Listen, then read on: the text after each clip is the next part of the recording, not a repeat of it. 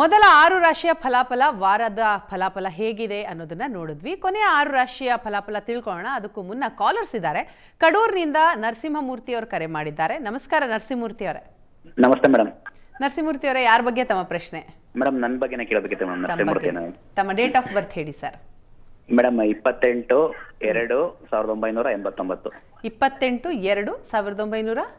28/2/1989. ಸಮಯ sir? Madam ಬೆಳಗಿನ ಜಾವ 3:30. ಸರ್, ಏನ್ ಪ್ರಶ್ನೆ ತಮ್ದು? ಮೇಡಮ್ ಈಗ ನನಗೆ ಲಾಸ್ಟ್ ವರ್ಷದಿಂದ ಕೆಲಸ ಇಲ್ಲ. ಒಂದು ಬಿಸ್ನೆಸ್ ಕೈ ಹಾಕಿದೆ ಮೇಡಮ್. ಅದು ಕಂಪ್ನಿ ಕಡೆಗೆ ದುಡ್ಡು ಕೊಟ್ಬಿಟ್ಟು ಬಿಸ್ನೆಸ್ ಸ್ಟಾರ್ಟ್ ಮಾಡಿದ್ವಿ. ಅದು ಈಗ ಲಾಸ್ ಆಯ್ತು. ಮತ್ತೆ ಅದೇ ತರ ಬಿಸ್ನೆಸ್ ಮಾಡಕ್ಕೆ ಬೇರೆ ಕಂಪ್ನಿಯವರು ಬಂದಿದ್ದಾರೆ. ಇದು ಮಾಡಿದ್ರೆ ಅನುಕೂಲ ಆಗುತ್ತೋ ಹೇಗೆ ಅಂತ ಕೇಳಕ್ಕೆ ಶಾಸ್ತ್ರಿಗಳ ಹತ್ರ ಕೇಳಕ್ಕೆ ಫೋನ್ ಮಾಡಿದೆ ಮೇಡಮ್. ಅರ್ಥ ಆಯ್ತು, ಮಾತಾಡ್ತಾರೆ ಶಾಸ್ತ್ರಿ. ನರಸಿಂಹಮೂರ್ತಿಗಳೇ ನಮಸ್ಕಾರ. ನಮಸ್ತೆ ಶಾಸ್ತ್ರಿಗಳೇ. ನಮಸ್ಕಾರ. ಕೇಳಿಸ್ಕೊಂಡೆ ನಿಮ್ಮ ಈಗ ವ್ಯವಹಾರದಲ್ಲಿ ವೃತ್ತಿಯಲ್ಲಿ ಆಗಿರ್ತಕ್ಕಂತಹ ಸ್ವಲ್ಪ ತೊಂದರೆ ಅಲ್ವಾ? ಇದಕ್ಕೆ ಏನು ಹೇಳ್ತಾ ಇದೆ ನಿಮ್ಮ ಜಾತಕದಲ್ಲಿ ಗ್ರಹ ಬಲ ಹೇಗಿದೆ, ಪರಿಸ್ಥಿತಿ ಈಗ ಕಾಲ ಹೇಗಿದೆ, ಇದನ್ನು ನೋಡೋಣ. ನೋಡಿ, ತಮ್ಮದು ಧನು ಲಗ್ನದಿಂದ ಕರ್ಮಾಧಿಪತಿಯಾಗಿರ್ತಕ್ಕಂತಹ ಬುಧ ಅವನು ಧನಸ್ಥಾನದಲ್ಲಿದ್ದಾನೆ. ಪ್ರಸ್ತುತ ನಿಮಗೆ ನಡೀತಾ ಇರತಕ್ಕಂಥವು ಕೇತು ದಶೆಯಲ್ಲಿ ಈಗ ರಾಹು ಭುಕ್ತಿ. ಇಷ್ಟು ದಿವಸ ಕುಜ ನಡೀತಾ ಇತ್ತು, ಈಗ ರಾಹು ಪ್ರಾರಂಭವಾಗಿದೆ. ಕುಜ ನಿಮ್ಮ ಜಾತಕದಲ್ಲಿ ಆತ ಒಳ್ಳೆಯ ಸ್ಥಾನದಲ್ಲಿದ್ದಾನೆ, ಸ್ವಕ್ಷೇತ್ರದಲ್ಲಿರ್ತಕ್ಕಂಥದ್ದು ಒಳ್ಳೆಯ ಬಲ. ಈಗ ರಾಹು ನಡೀತಾ ಇದೆ. ಯಾವ ರೀತಿಯ ಬಿಸ್ನೆಸ್ ಅದು? ಇರಲಿ ನೋಡಿ, ಈಗ ನಡೀತಾ ಇರತಕ್ಕಂತಹ ಕಾಲ ನಿಮಗೆ 2026 ಸೆಪ್ಟೆಂಬರ್ವರೆಗೆ ರಾಹುವಿನ ಕಾಲ ನಡೆಯುತ್ತೆ. ಈ ಕಾಲದಲ್ಲಿ ನಿಮಗೆ ಅನುಕೂಲವೇ ಉಂಟಾಗುತ್ತೆ, ಆತಂಕ ಬೇಡ. ನೀವು ಪ್ರಯತ್ನ ಮಾಡಬಹುದು, ನಿಮ್ಮ ಪ್ರಯತ್ನಕ್ಕೆ ಬಲ ಇದೆ. ಜೂನ್ ನಂತರದಲ್ಲಿ, ಮುಂದಿನ ಜೂನ್ ನಂತರದಲ್ಲಿ ಇನ್ನೂ ಹೆಚ್ಚಿನ ಬಲ ಬರುತ್ತೆ, ಅವಕಾಶ ಉಂಟಾಗುತ್ತೆ, ಚೆನ್ನಾಗಿರ್ತೀರ. ಹೀಗಾಗಿ ಇಷ್ಟು ದಿವಸ ಆಯ್ತಲ್ಲಪ್ಪ ಲಾಸ್ ಅಂತ ಆತಂಕಕ್ಕೊಳಗಾಗೋ ಅವಶ್ಯಕತೆ ಇಲ್ಲ. ಮುಂದಿನ ಜೂನ್ವರೆಗೆ ಸ್ವಲ್ಪ ಶ್ರಮದಾಯಕವಾಗಿರುತ್ತೆ, ಆಮೇಲೆ ತುಂಬ ಚೆನ್ನಾಗಿರ್ತದೆ. ಒಳ್ಳೆಯದಾಗಲಿ. ಸರಿ, ಧನ್ಯವಾದಗಳು ನರಸಿಂಹಮೂರ್ತಿ ಅವರೇ ಕರೆ ಮಾಡಿದ್ದಕ್ಕಾಗಿ. ಈಗ ಸಂಡೂರ್ನಿಂದ ಆಶಲತಾ ಅವರು ಕರೆ ಮಾಡಿದ್ದಾರೆ. ನಮಸ್ಕಾರ ಆಶಲತಾ ಅವರೇ. ನಮಸ್ತೆ ಮೇಡಮ್, ಆರಾಮಿದ್ದೀರಿ? ಆರಾಮಿದ್ದೀನಿ, ನೀವು ಆರಾಮಿದ್ದೀರಾ? ಆರಾಮ್ರಿ ಮೇಡಮ್. ಏನ್ ಪ್ರಶ್ನೆ? ಯಾರ ಬಗ್ಗೆ ತಮ್ದು ಪ್ರಶ್ನೆ? ನಮ್ದೇ ಬಗ್ಗೆನೇ. ನಿಮ್ ಬಗ್ಗೆ. ನಿಮ್ಮ ಡೇಟ್ ಆಫ್ ಬರ್ತ್ ಮೊದ್ಲಿಗೆ ಹೇಳಿ ಮೇಡಮ್. 2/11/87.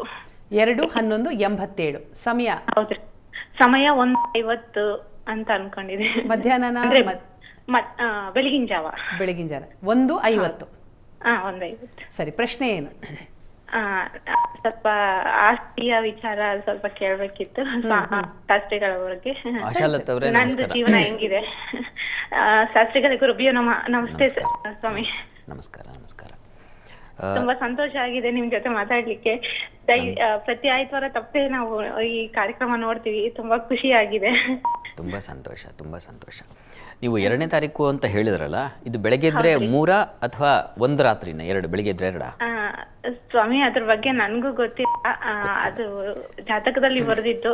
ಏನು ನಿಮ್ಮ ರಾಶಿ? ಪೂರ್ವಭದ್ರ ಕುಂಭ ಅಂತ ಗಮನಿಸ್ತಾ ಇದ್ದೀರಾ? ಹೌದ್ರಿ. ಅಂದ್ರೆ ಅವ್ರು ಒಂದ್ಸರಿ ಮೀನ ಅಂತ ಹೇಳಿದ್ರು. ಅದು ಹೌದು, ಕುಂಭನು. ನನ್ಗೆ ಅದ್ರ ಬಗ್ಗೆ ಗೊತ್ತಾಗಿಲ್ಲ ಸ್ವಾಮೀಜಿ. ಸರಿ, ಈಗ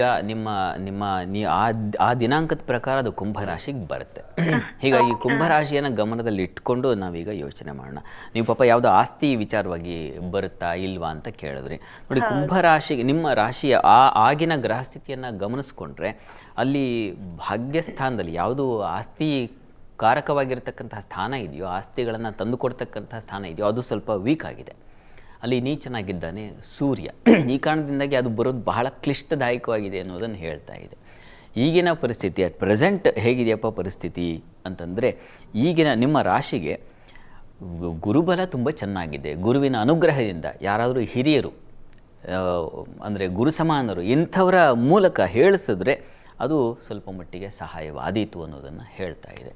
ಮತ್ತು ಶುಕ್ರನ ಸಂಚಾರ ಈಗ ನಿಮ್ಮ ರಾಶಿಗೆ ಹೋಲಿಸಿದ್ರೆ ಭಾಗ್ಯಾಧಿಪತಿ ಈಗ ಕರ್ಮಸ್ಥಾನದಲ್ಲಿ ಸಂಚರಿಸ್ತಾನೆ, ಅವನಿಗೆ ಬಲ ಇದೆ. ಹೀಗಾಗಿ ಅಮ್ಮನವ್ರ ಪ್ರಾರ್ಥನೆ, ಹತ್ತಿರದಲ್ಲಿ ಎಲ್ಲಾದರೂ ಮಹಾಲಕ್ಷ್ಮಿ ಸನ್ನಿಧಾನ ಇದ್ದರೆ, ಯಾಕೆಂದರೆ ಭೂಮಿಗೆ ಭೂವರಾಹ ಸ್ವಾಮಿ ಹೇಗೋ ಹಾಗೆ ಮಹಾಲಕ್ಷ್ಮಿ ಅನುಗ್ರಹವೂ ಬೇಕಾಗುತ್ತೆ. ಹೀಗಾಗಿ ಹತ್ತಿರದಲ್ಲಿ ಮಹಾಲಕ್ಷ್ಮಿ ಸನ್ನಿಧಾನ ಇದ್ದರೆ ಅಲ್ಲಿಗೆ ಹೋಗಿ ಪ್ರತಿ ಶುಕ್ರವಾರ ಸ್ವಲ್ಪ ಅವರೇ ಧಾನ್ಯ ಹಾಗೂ ಮೊಸರು ಎರಡನ್ನು ನೀವು ಅಲ್ಲಿ ಸಮರ್ಪಣೆ ಮಾಡಿ. 16 ಶುಕ್ರವಾರ ಹೀಗೆ ಮಾಡಿ.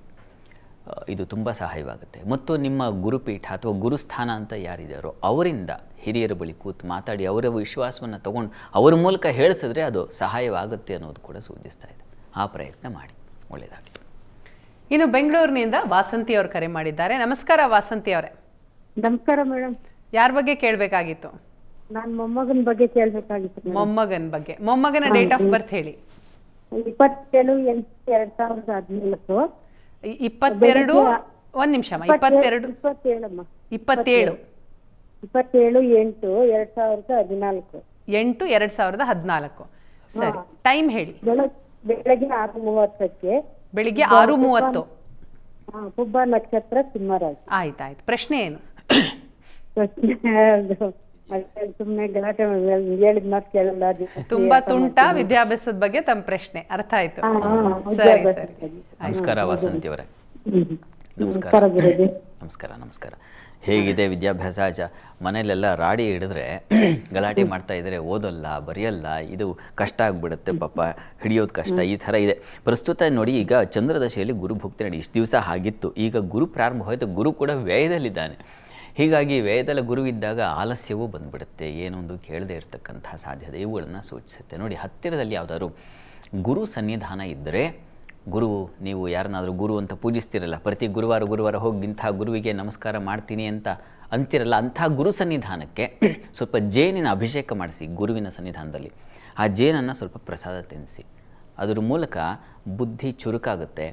ಬುದ್ಧಿಗೆ ಒಂದು ಏನು ಈ ಹಠ ಇತ್ಯಾದಿಗಳೆಲ್ಲ ಕಳೆದು ಹೀಗೆ ವರ್ತನೆ ಮಾಡಬಾರ್ದು ಅನ್ನೋ ವಿವೇಕ ಬರುತ್ತೆ. ಇದನ್ನು ಪ್ರತಿ ಗುರುವಾರ ಮಾಡಿ ಸ್ವಲ್ಪ ಈ ವಿದ್ಯಾಭ್ಯಾಸ ಕಳೆವವರೆಗೆ ಪ್ರತಿ ವರ್ಷ ಇದನ್ನು ಮಾಡಿದ್ರೆ ಬಹಳ ಒಳ್ಳೆಯದು. ಅಂದರೆ ಪ್ರತಿ ಗುರುವಾರ ಶ್ರದ್ಧೆಯಿಂದ ಇದೊಂದು ಅನುಷ್ಠಾನ ಅನ್ನೋ ರೀತಿಯಲ್ಲಿ ಮಾಡಬೇಕು. ಅದು ಮಾಡಿ ಮಗುವಿಗೆ ತುಂಬ ಸಹಾಯ ಆಗುತ್ತೆ. ಮತ್ತು ಪ್ರತಿ ಮಂಗಳವಾರ ಸುಬ್ರಹ್ಮಣ್ಯ ಸನ್ನಿಧಾನಕ್ಕೆ ಹೋಗಿ ಸ್ವಲ್ಪ ಕೊಬ್ಬರಿ ಕಲಸಕ್ಕರೆ ಕೊಡಿಸಿ ಹುಡುಗನ ಕೈಲಿ, ಅದು ತುಂಬ ಸಹಾಯವಾಗುತ್ತೆ. ಇವೆರಡು ಗುರು ಪ್ರಾರ್ಥನೆ, ಸುಬ್ರಹ್ಮಣ್ಯನ ಆರಾಧನೆ, ಇವೆರಡರಿಂದ ಅವರ ವರ್ತನೆ, ಅವರ ಬದಲಾವಣೆ, ಬಿಹೇವಿಯರ್ ಎಲ್ಲ ಬದಲಾಗುತ್ತೆ. ಪರೀಕ್ಷೆ ಮಾಡಿ, ಒಳ್ಳೆಯದಾಗಲಿ. ಸರಿ, ಮತ್ತಷ್ಟು ಕಾಲೇಜ್ ಜೊತೆ ಮಾತಾಡೋಣ. ಆದರೆ ಅದಕ್ಕೂ ಮುನ್ನ ಈಗ ಇನ್ನುಳಿದ ರಾಶಿಗಳ ಬಗ್ಗೆ ಗಮನ ಹರಿಸೋದಾದ್ರೆ,